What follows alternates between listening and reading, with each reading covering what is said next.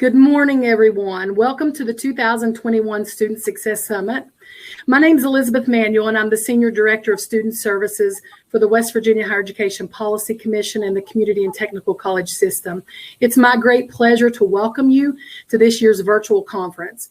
We have an exciting opening plenary to kick off this year's conference, Stronger Together, Nurturing Student Achievement Through Collaboration. Today, we also have an opportunity to share before the conference a welcome from our governor, Mr. Jim Justice, and we just hope you enjoy the conference today.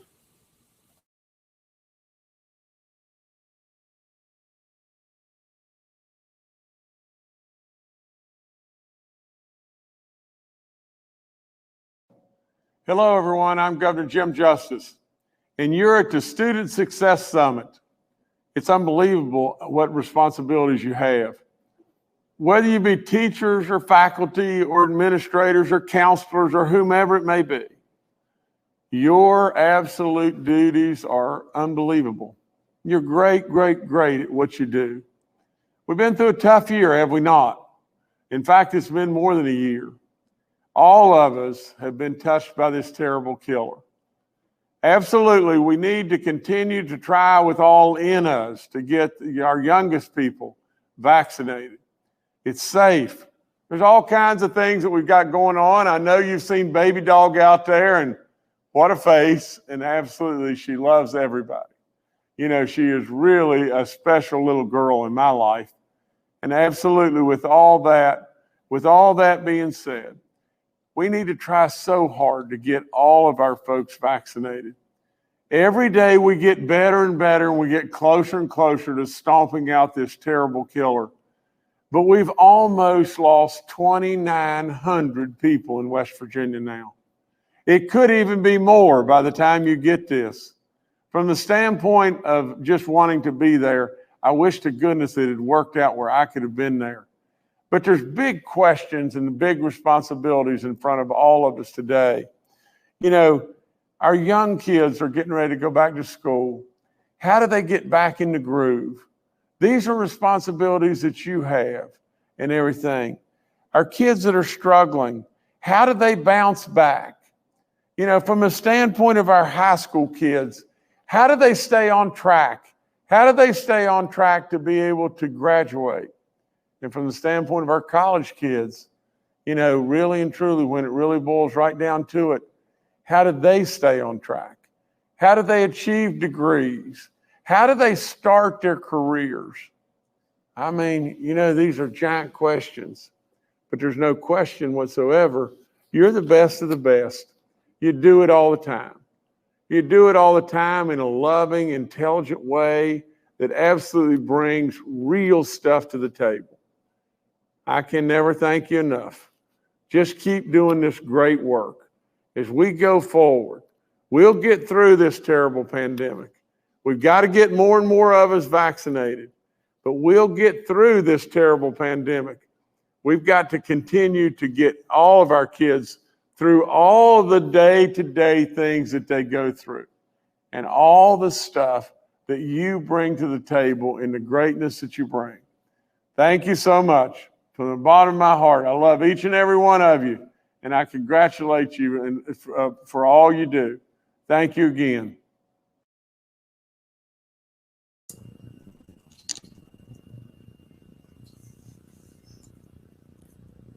Thank you, Governor Justice, for that inspiring message, sharing your valuable time with us to kick off today's summit.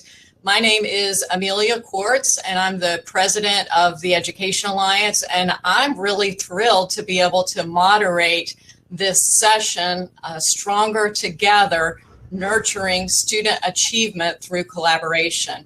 And I just want to take a moment and welcome all of you, 800 people attending. It's so exciting. Just want to thank you for spending part of your day with us. And we do have a great session to kick off our summit today. If I know anything, I know that when we talk about collaboration, we have the right people at the summit, and we also have the right people for our plenary session. So first of all, at this time, it's really my pleasure to introduce our first speaker. Chancellor Sarah Tucker really needs no introduction, and her bio is linked in the Summit website, but I'm just going to point out two elements that really stood out to me by way of introduction. First of all, Chancellor Tucker is the first person to simultaneously hold the role of Chancellor of the West Virginia Higher Education Policy Commission and Chancellor of the Community Technical College System. And she's also the first woman to serve as CTCS Chancellor. So we can see from today's world and also from the summit that we need people like Chancellor Tucker who are committed to breaking down silos, who can see the big picture and really then connect the dots to move West Virginia. So I think that's an important part of her bio. And the second point that I would bring out, which may not be in her bio, but that is that Chancellor Tucker listens to students. I've been in many meetings with her where I've heard her say, in our focus groups with students, we heard this, or as I was talking to a student, I heard that.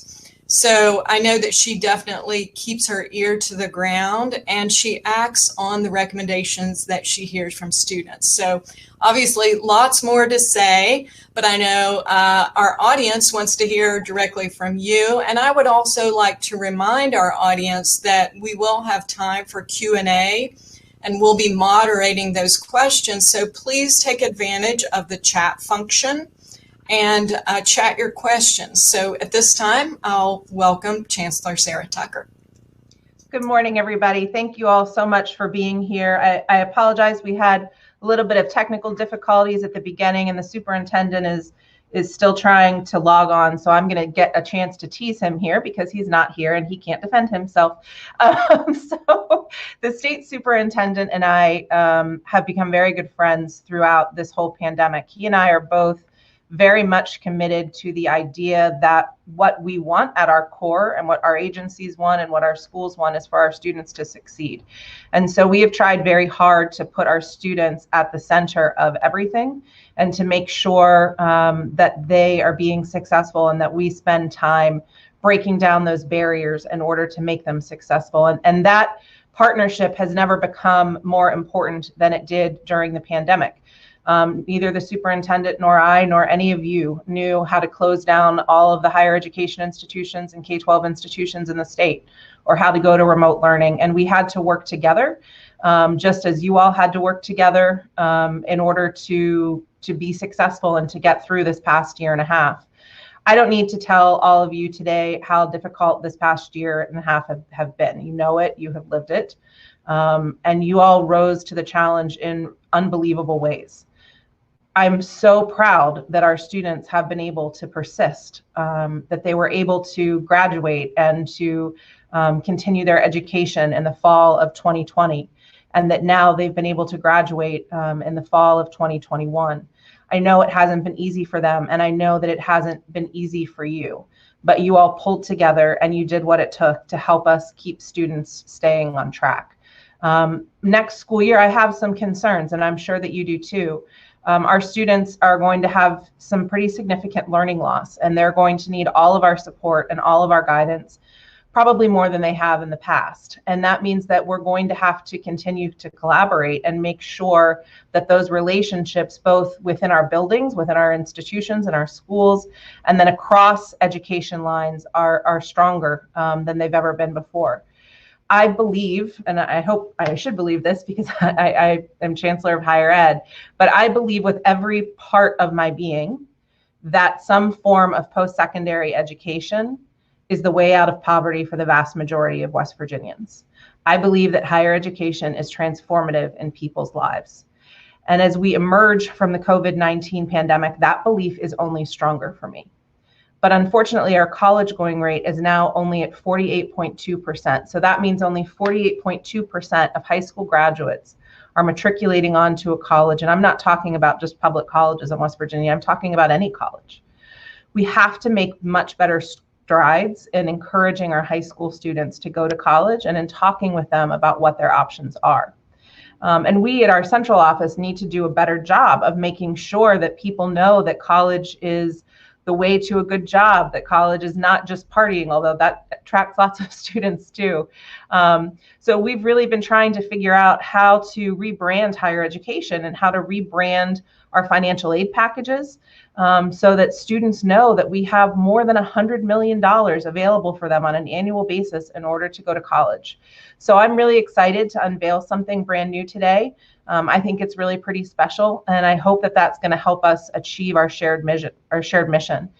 Today, we're officially launching College for West Virginia, which is a new and expanded resource for West Virginians who are planning their post-secondary education. We found that we needed a more dynamic and cohesive online presence for our scholarships and grants. And so now we have collegeforwv.com, which is a companion site to the site that you all know and love, which is cfwv.com. collegewestvirginia.com is focused solely on state financial aid. To formally introduce you to this new site and to our new shared mission and promoting higher education, we have a video that I think is amazing, and she's going to be embarrassed, but I want to give a shout out to Jessica Tice on my staff, who really is responsible for making this happen. I think this video is incredible. It inspires me, and I hope it inspires you too.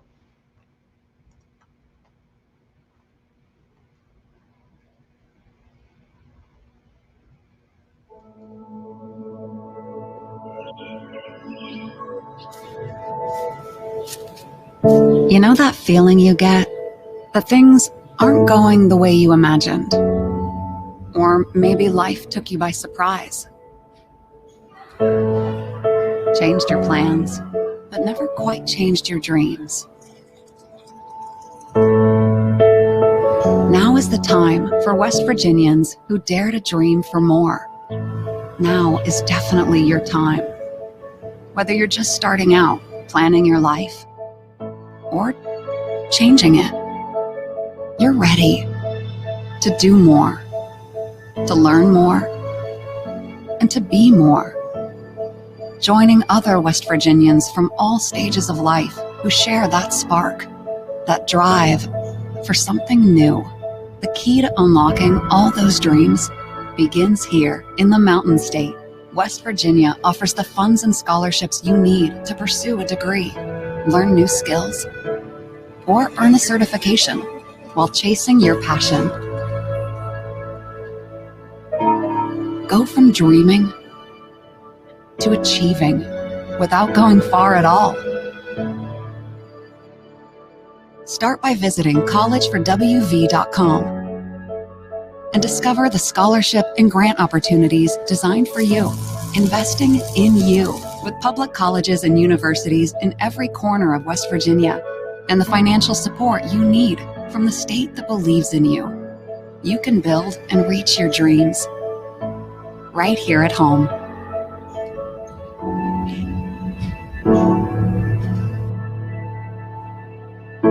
Find these programs and more at collegeforwv.com.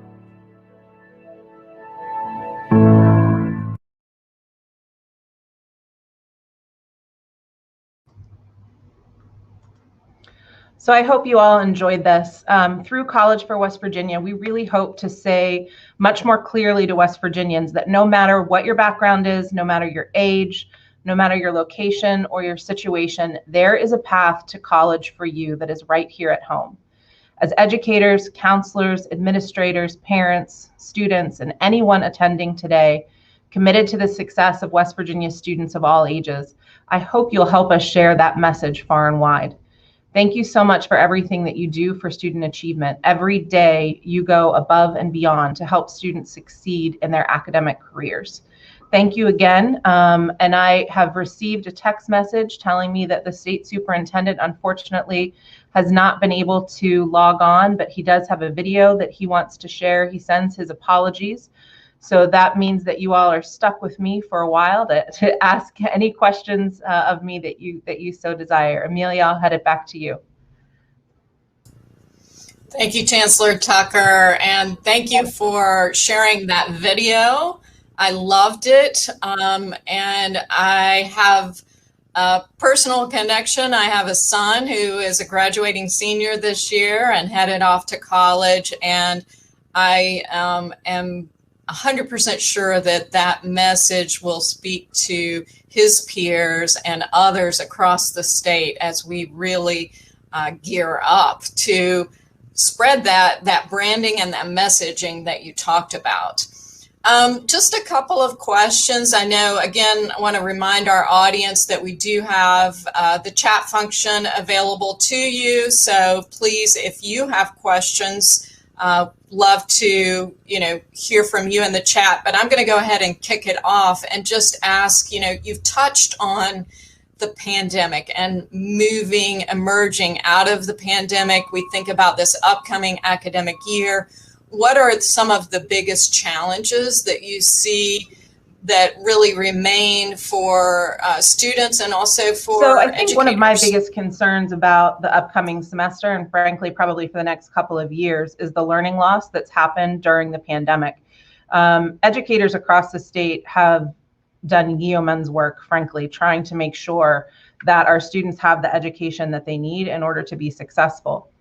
But what has also become very crystal clear is just how important having a teacher in a classroom interacting with kids is.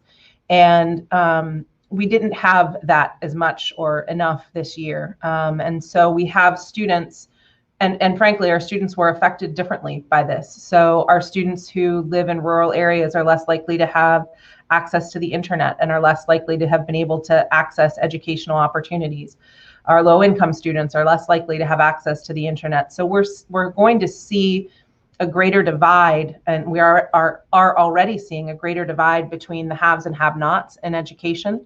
And I think that's going to be a pretty big divide that we've got to work together to figure out how to fix. We don't want students being underprepared. We don't want students to think that they're not smart enough to score well on a standardized test so that they can get a scholarship. We don't want students to think that college just isn't for them or that they're not interested in school anymore because it's just going to be all online.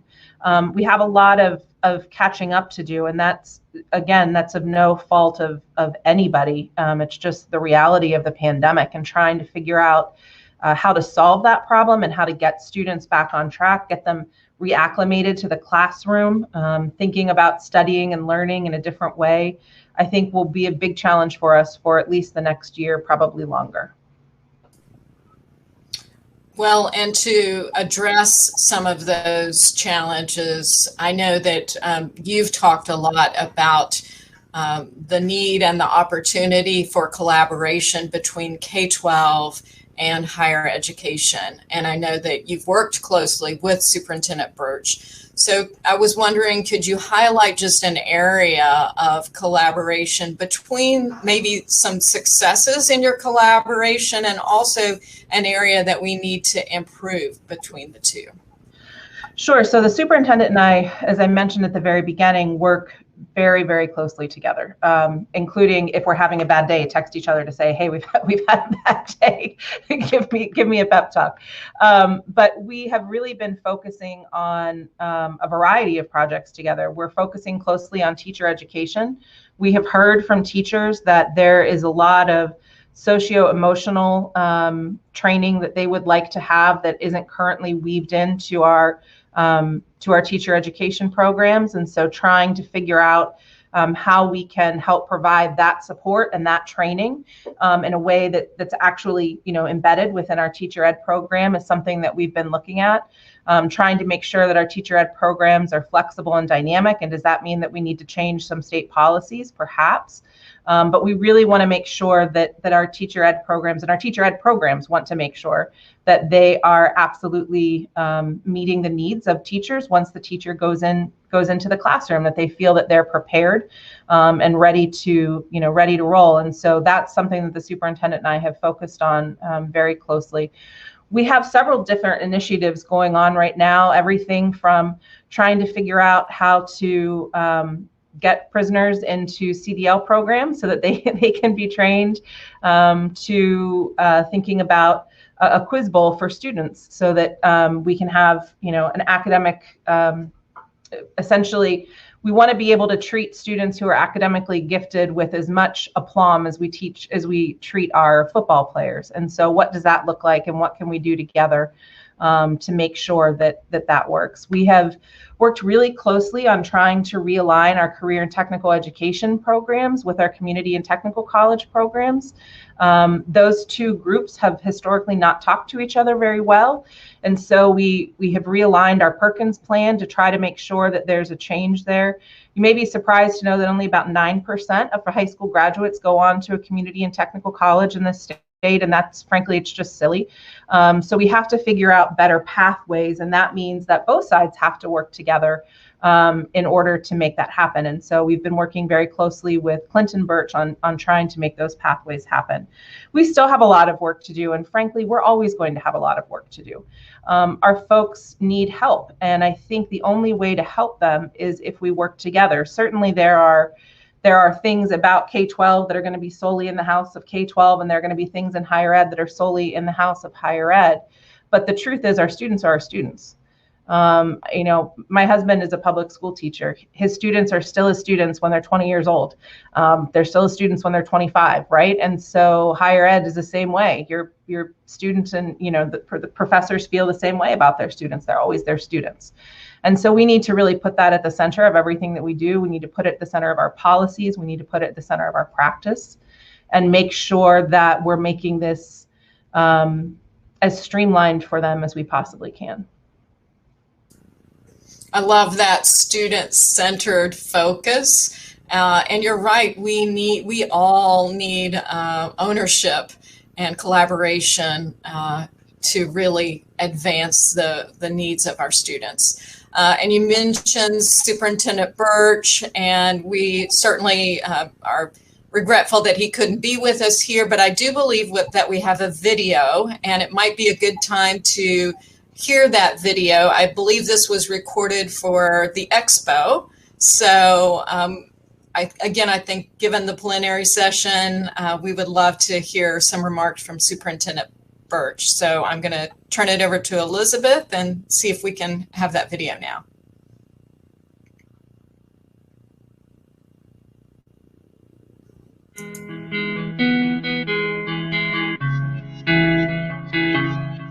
Hello, I'm Clayton Birch, State Superintendent of Schools. As we all know, the pandemic has possibly changed the face of public education forever. Along with our students, we've learned some important lessons during this pandemic. The number one goal from day one has been to protect our students, take care of them in school, out of school, making sure they're fed, making sure there's one caring adult looking out for each and every one of those students. Among the most important things we've learned is the important role our teachers and school personnel play in the lives of our children each and every day. These caring adults are keeping our children connected to the school, and they have been so important during the pandemic. From delivering meals to delivering instruction and even supports for the family, they've each gone above and beyond the call of service to each and every one of our children. We spent the summer supporting county programs called SOL. This stands for Student Opportunities for Learning and Engagement. The department sent out our second round of pandemic relief dollars to the county in order for them to enhance their summer programs. These programs are more than just summer school and credit recovery. These are extended opportunities to address learning loss and social emotional supports. We are so proud of the work our counties are doing to support students. As we move out of the pandemic and hopefully into recovery, the West Virginia Department of Education and the West Virginia Board of Education both know that it's so important to focus on the whole child. Everything a child needs to be supported in school, not just the academics, but the social, emotional, mental health, the nutrition, the overall well-being. Please join me in taking a look at some of these initiatives that support the whole child.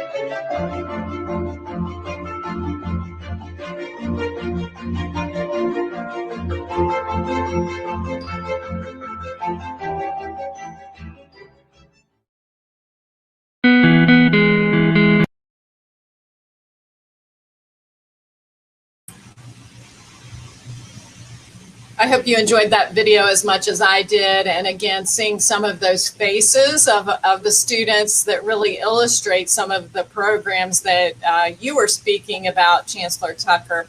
We did have a question/comment in our chat from Russell, and he was asking and really challenging us about the need to spark a vision in our students for a brighter future, for their future.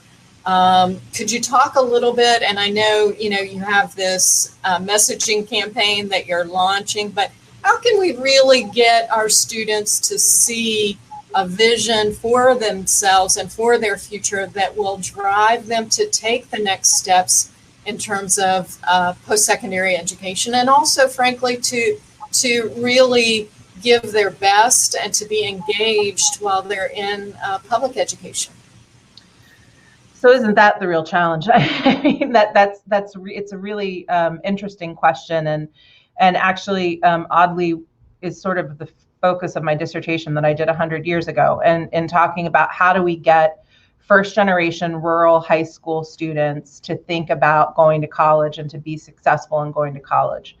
And again, it doesn't have to be going to college. It could be joining the military. It could be doing any variety of things.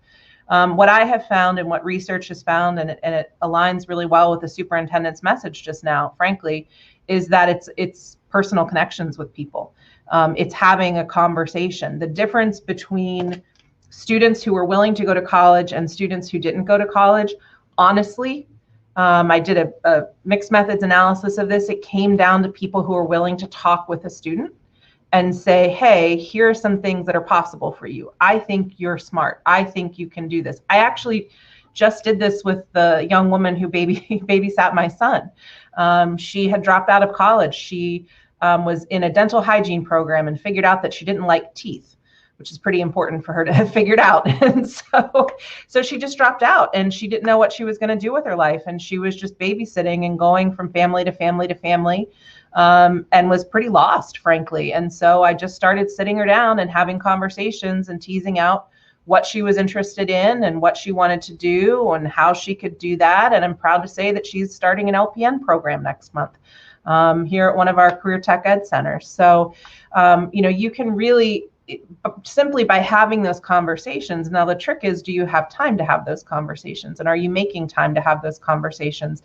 And you can't have those conversations with every single one of your students. I understand and appreciate that. I think one of the things that we tend to do naturally is that we focus on either the high flyers or the underperformers, right? Because either they need extra support because they're doing so great, or they need extra support because they're being completely disruptive and it's a mess. We don't focus on those kids in the middle. And I think it's those kids in the middle that are getting lost. And so somehow we all have to come together and figure out how we can really engage with those students. And back to the superintendent's point, can we find one caring adult to be in that student's life and to encourage them and to mentor them and to help them figure out, what their options are. I can put out video after video after video. I can engage employers, and we do engage employers. And that also, Russell, works really well, is engaging employers and having them come in and say to high school students, hey, here's this job opening that you maybe have never thought about before. It's something that you might be interested in, and sparking their interest. but you really have to engage on an individual level with these students. And that's why we have programs like the Gear Up program that are so important, that do all of this outreach and help support schools to try to get kids to think about going to college or get kids to think about post-secondary education. And then you have a whole other slew of networks that are helping to support those students, and engaging those networks and bringing them in and making them part of a student's academic career is really vital to their success. I love that, and you're definitely speaking my language. You're speaking the language of the Educational Alliance. And I would really just like to follow up that comment with a challenge to our audience. If every person in today's summit would take time in the coming semester to engage, as you said, with a young person, could be, a high school student, could be a middle school student, could be someone that's already graduated, like, the nanny that you mentioned, the babysitter, and engage with that person and help them explore the vision that Russell was asking about for their own future. I definitely agree and believe that we can make a difference. So thank you for that challenge. Another question, and again, you've kind of touched on this a little bit, outside of the pandemic, what are some common barriers that you see to student success, and how are we addressing those? Well, I mean, within the pandemic, certainly a major barrier to student success was internet connectivity and devices. And so that was a huge barrier to success. In talking to students, some of the things that they are telling me are barriers to their success are around mental health issues and behavioral health issues, around substance abuse issues, and around food insecurities, and trying to solve some of those, what I call the noise that's around your life, right? It's all of the things. It's much less the academics. It's much less the stress of the academics, and it's much more the stress of life. And so trying to figure out how we can help students move through some of those experiences that they're having. And we're working right now with DHHR and with Workforce to try to figure out how can we support students. We have actually quite a bit of money in the state of West Virginia that comes from the federal government or comes from the state government. And how can we use that money in a way that makes sure that people can be successful in whatever it is that they want to do? So I'll give you an example. We have a pilot program right now that provides a whole bunch of wraparound services at 2 of our community colleges. And those community colleges are seeing retention rates that have increased by more than 30%. We're seeing retention rates for the cohorts of students who are getting wraparound services that are upwards of 95%. That is completely unheard of in a community college. It's pretty unheard of in a four-year institution. It's as President Chekovich likes to say, that those are private school, private elite college retention rates. That's not what you see in a public community and technical college. And it's because of those wraparound services that students are being successful. We're able to help with childcare. We're able to help with books. We're able to make sure that if their car breaks down, we have an option to help them figure out how to get that car repaired. And taking care of all of that noise helps them be successful in their program. And as I was having this conversation with folks over in DHHR, Jeremiah Sample says to me, well, we have lots of money to help people with childcare if they, tick off certain boxes, and we have lots of support for, people around, food insecurities if they tick off some of these boxes. So trying to figure out how we can leverage all of those funds that we have in a way that makes sense for our citizens, not in a way that makes sense for, I have this office, someone else has this office, someone else has this office, is really important. And it's something that we're working on right now. And I think we're going to see a lot of success with it. I love that. And you're right.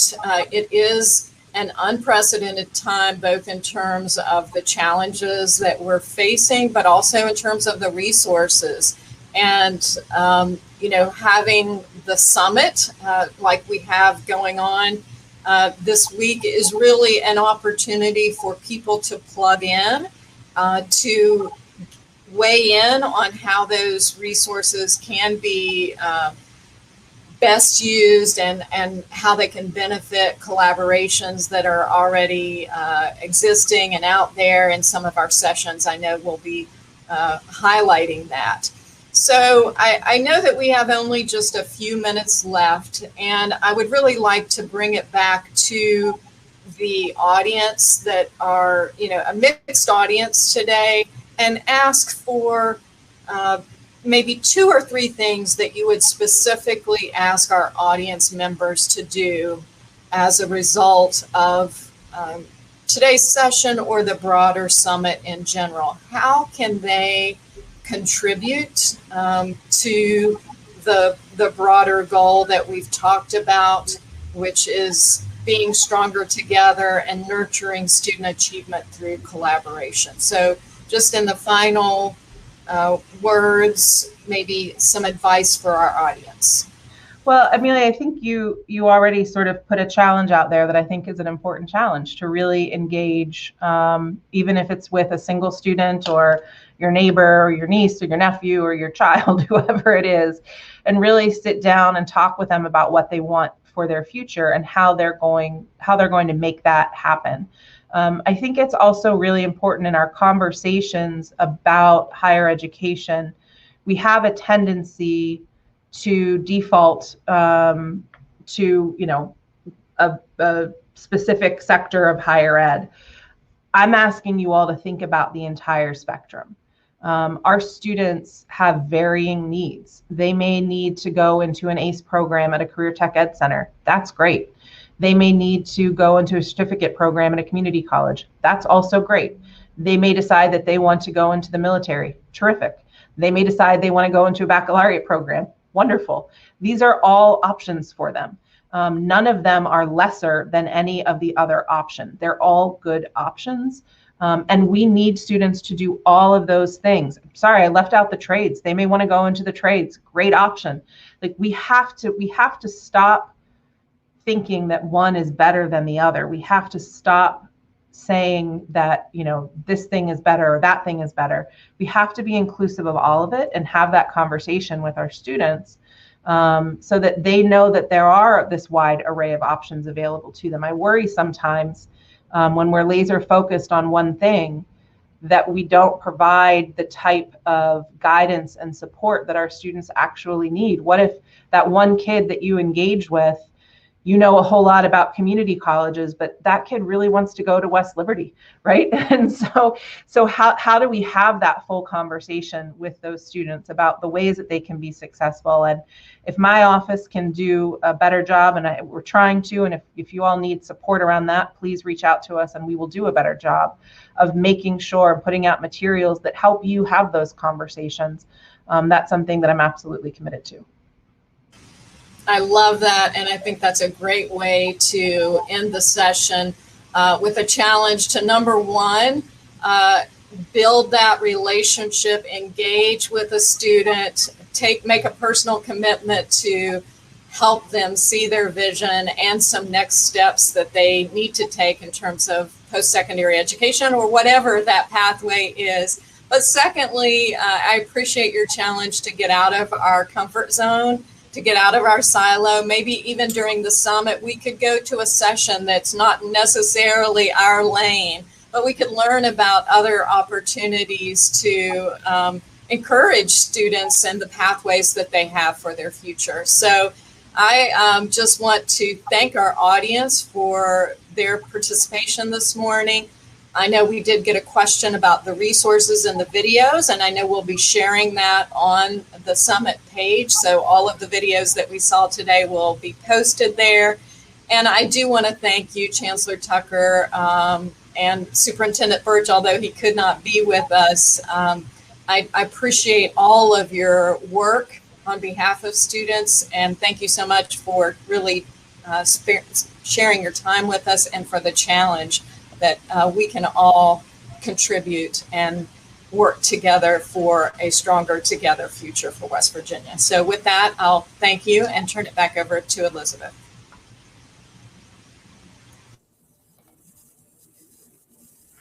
Thank you, Chancellor Tucker, and we do thank the team at the Department of Education, Superintendent Birch, for putting together that wonderful video for us, and Amelia for your efforts of moderating the plenary session this morning. We hope that you're enjoying yourselves so far. We have 2 full days jam-packed of sessions and plenary speakers lined up for you, as well as the exhibit hall. At this moment, we can go ahead and take some time to visit the exhibitors. There's a lot of great information. There's folks that are live at the booths, and there's also videos that you can stream. So please feel free to check that out. The next session will begin at 10 o'clock. So we look forward to continuing these conversations. Thank you.